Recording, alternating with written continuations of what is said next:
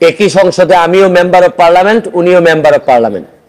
উনিও শপথ নিয়েছেন, আমিও শপথ নিয়েছি। যে আমরা শপথ নিয়েছি যে ব্যক্তি স্বার্থকে বড় করে দেখব না, দেশের স্বার্থকে বড় করে দেখব। তো উনি, আপনারা জানেন যে গত প্রায় 1.5 বছর আগে একটা বাড়ির, যে বাড়িতে উনি থাকেন, এই বাড়ি, এটা রাষ্ট্রের সম্পত্তি, একটা পরিত্যক্ত সম্পত্তি, এটা দখল করে উনি থাকেন। এই অভিযোগে আমি দুদকে একটি অ্যাপ্লিকেশন দিয়েছিলাম, পরে হাইকোর্টে মামলা করি, হাইকোর্টে একটি রিট দায়ের করি। তো রিটে 3টা ডিপার্টমেন্ট রিপোর্ট দিয়েছেন। একটা হচ্ছে গিয়ে গণপূর্ত, তারা বলেছেন যে এটা জালজালিয়াতি করে এই জায়গা দখলে রেখেছেন আব্দুল সালাম মুর্শিদি সাহেব। রাজুক বলেছেন যে জালজালিয়াতি করে দখলে রেখেছেন আব্দুল সালাম মুর্শিদি সাহেব। তারপর দায়িত্ব দেওয়া হইল দুর্নীতি দমন কমিশনকে। কমিশন দায়িত্বপ্রাপ্ত যারা ছিলেন তারা তার ব্যাপারে রিপোর্ট দিয়ে বলেছেন যে এই জালজালিয়াতি করে এই জায়গা বা এই বাড়ি করা হয়েছে।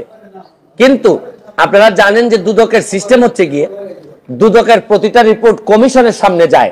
দুদকের একটা ইনকোয়ারি রিপোর্ট যখন ইনকোয়ারি করা হয়, এটা কমিশনের সামনে যায়। কমিশন আবার এটাকে অ্যাপ্রুভাল দেন যে এটাকে পাস করবেন বা কি ব্যবস্থা নেবেন।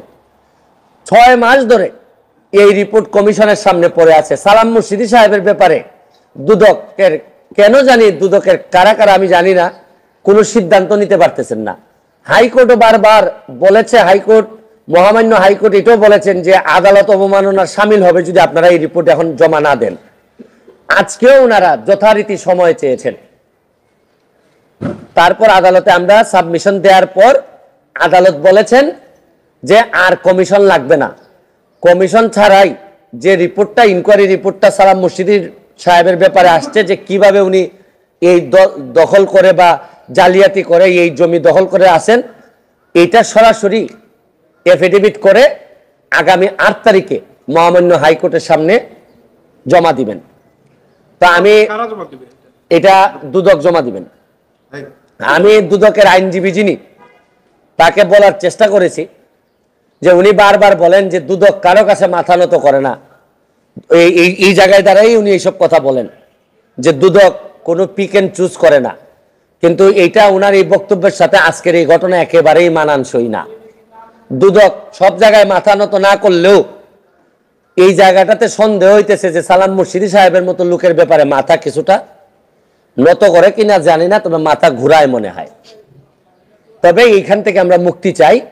বঙ্গবন্ধুর বাংলাদেশ, নতুন নেতৃত্ব, জননেত্রী শেখ হাসিনার নেতৃত্বে যে সরকার গঠন হয়েছে, আমি এটার একটা অংশ। আমি মনে করি যে নেত্রীর যে বক্তব্য, বঙ্গবন্ধুর আদর্শের যে কথা, এই কথার মধ্যে কোনো দুর্নীতিবাজ বা অভিযোগ যারা আছে তাদের পরিপূর্ণ বিচার হওয়া এই দেশের মাটিতে হইতে হবে।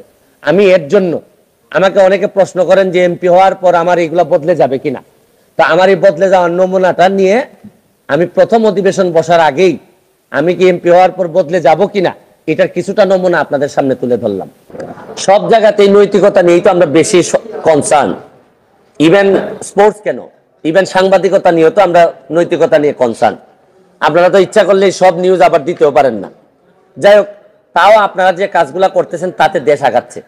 কষ্ট করে আপনারা যারা, বিশেষ করে যারা তৃণমূল সাংবাদিক, আপনারা বিশেষ করে এবার তৃণমূল সাংবাদিকদের কারণে আমার নির্বাচন করতে সুবিধা হয়েছে।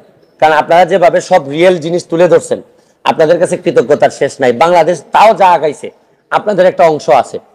তবে নৈতিকতার প্রশ্নে শুধু ক্রিকেট বা ফুটবল না, আমরা সারা দেশে এটা নিয়ে কনসার্ন।